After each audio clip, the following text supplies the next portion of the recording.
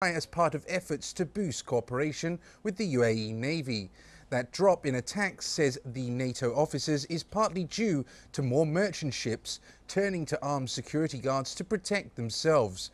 But even with that drop, more needs to be done to counter piracy, as Sherry Jamkhou now reports.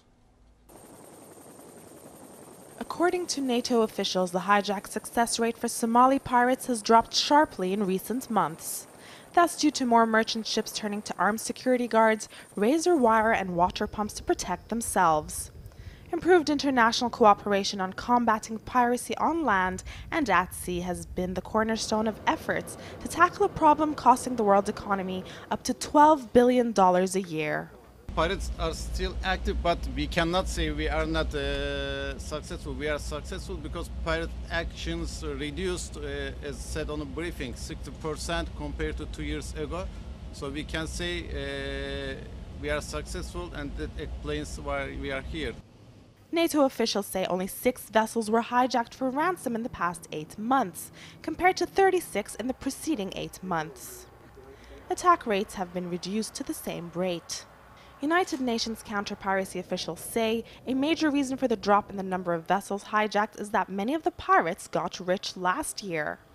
But increased use of armed private security guards and other defenses like water pumps and razor wire are also helping reduce the number of successful attacks on merchant ships.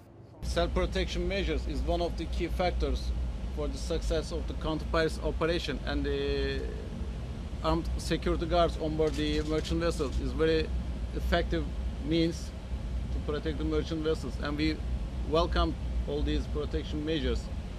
So far, no units having armed security guards on board pirated so far. 9 pirated merchant ships are still anchored off the Somali coast, waiting for ransom payments from their owners. And an Iranian sugar ship hijacked last week near the Maldives is on its way to Somalia. Pirates held 1,026 hostages last year, but after some $146 million ransom was paid to free 30 vessels, the number of hostages has dropped to 236. Sherry Jamkhou, Emirates News. Let's go to a break now, but still to come on the program. Foreign institutions that were operating in the UAE without a license have been